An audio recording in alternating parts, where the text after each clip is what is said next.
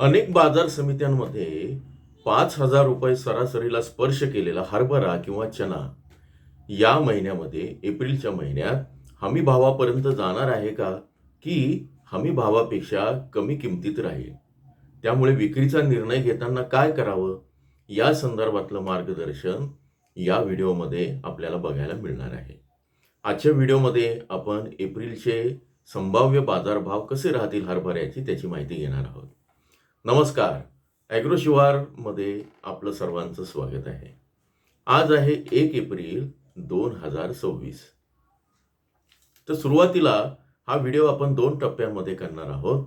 मागच्या आठवड्यात आणि मागच्या महिन्यात हरभऱ्याच्या किमतीमध्ये तुलनेनं किती वाढ किंवा घट झाली ते बघून नंतर आपण स्मार्ट प्रकल्पाच्या ज्या तज्ज्ञांनी दिलेली माहिती, संभाव्य सरासरी दर, त्याची जी तुम्हाला उत्सुकता असते ते जाणून घेणार आहोत.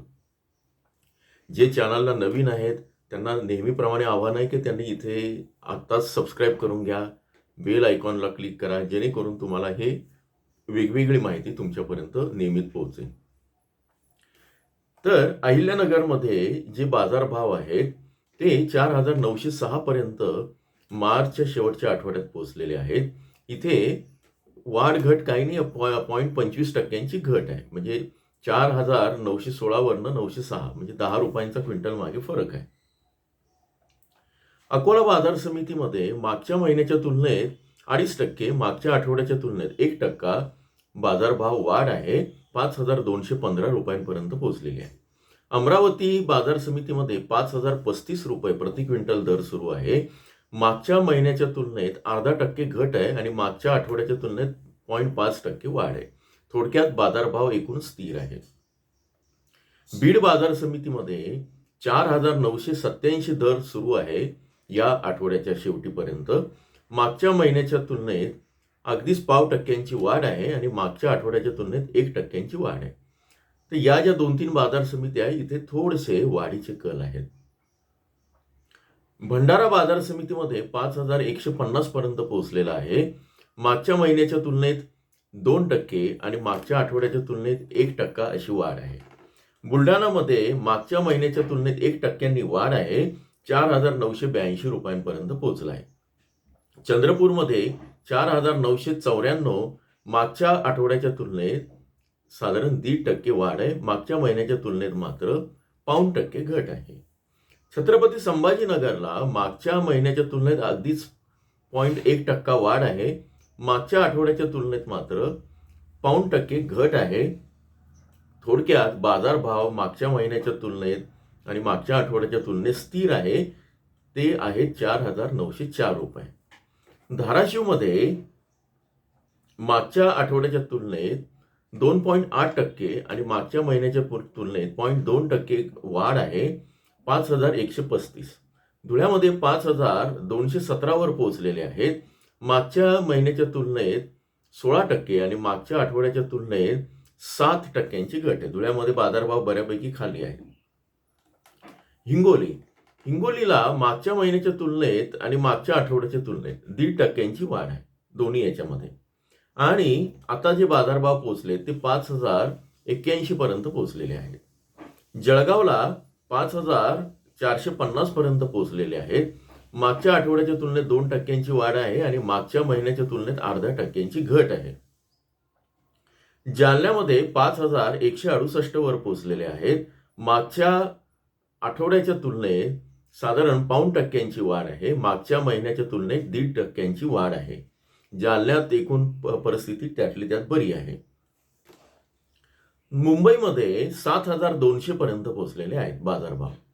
मागच्या आठवड्याच्या तुलनेत 1.1 किंवा 0.10% वाढ आहे. म्हणजे फार काही वाढ घट नाही आहे. मुंबईचे बाजारभाव नेहमी चांगले असतात. लातूरमध्ये ज्याची तुम्हाला उत्सुकता आहे त्या बाजार समितीमध्ये 5,260 पर्यंत पोहोचलेले आहेत. मागच्या आठवड्याच्या तुलनेत 1% आणि मागच्या महिन्याच्या तुलनेत 0.5% वाढ आहे. जळगावमध्ये सुद्धा मागच्या आठवड्याच्या तुलनेत 2% वाढ आहे. मागच्या महिन्याच्या तुलनेत मात्र 0.5% घट आहे. जळगावचे बाजारभाव 5,449 पर्यंत पोहोचलेले आहेत. लातूरची मी 5,260 हे मी तुम्हाला सांगितलंय. नागपूरला 5,113 रुपये पोहोचलेले आहेत. मागच्या आठवड्याच्या तुलनेत साधारण 2.25% आणि मागच्या महिन्याच्या तुलनेत 1.5% वाढ आहे. नांदेडला 5,107 पर्यंत पोहोचलेले आहेत. मागच्या आठवड्याच्या तुलनेत पाऊण टक्का आणि मागच्या महिन्याच्या तुलनेत 1.1% वाढ आहे. नंदुरबारला 5,600 पर्यंत पोहोचलेले आहेत. इथं त्यानं थोडीशी हमी भावाची पातळी गाठलेली आहे. मागच्या महिन्याच्या तुलनेत साधारण 3.5% आणि मागच्या आठवड्याच्या तुलनेत 4% वाढ आहे. नाशिकला 4,967 आहे. मागच्या आठवड्याच्या तुलनेत 0.5% आणि मागच्या महिन्याच्या तुलनेत 2.5% वाढ आहे. परभणीमध्ये 5,092 वर पोहोचलेले आहेत. मागच्या आठवड्याच्या तुलनेत 1% आणि मागच्या महिन्याच्या तुलनेत साधारण 1.5% वाढ आहे. पुण्यामध्ये 6,383 झालेले आहेत. पुणे आणि मुंबई या 2 बाजार समित्या की जिथे बाजारभाव नेहमी जास्त असतात. मागच्या आठवड्याच्या तुलनेत तब्बल 13% वाढ आणि मागच्या महिन्याच्या तुलनेत 4.2% वाढ.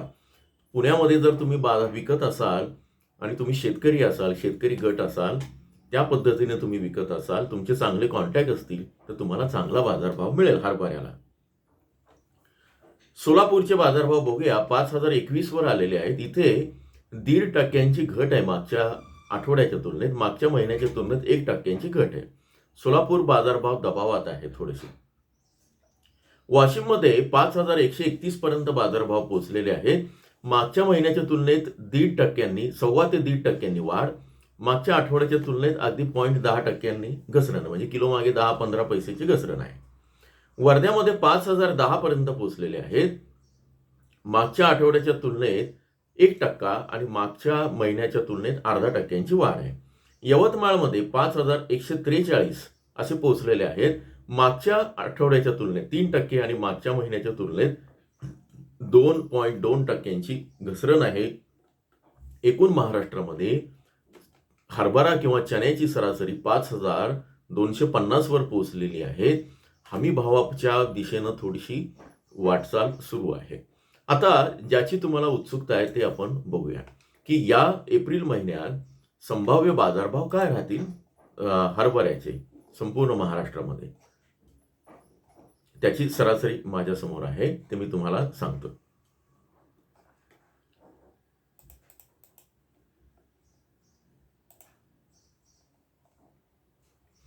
आता या सरासरीच्या मध्ये आपण थोडंसं उत्पादन आणि याचं गणित समजून घेऊ.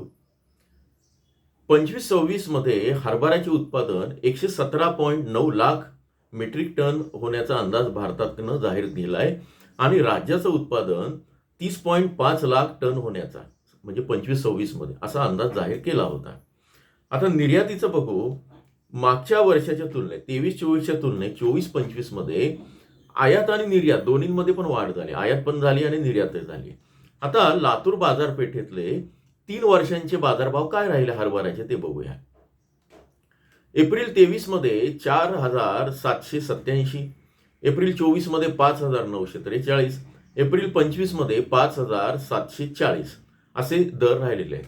मागच्या एप्रिलमध्ये ते 5,740 राहिले होते आणि आता जी रब्बी हंगाम 25-26 साठी गव्हर्नमेंटनी जाहीर केलेली जी हमी भाव आहे हरभऱ्यासाठी ती आहे 5,650 किमान आधारभूत किंमत, माफ करा.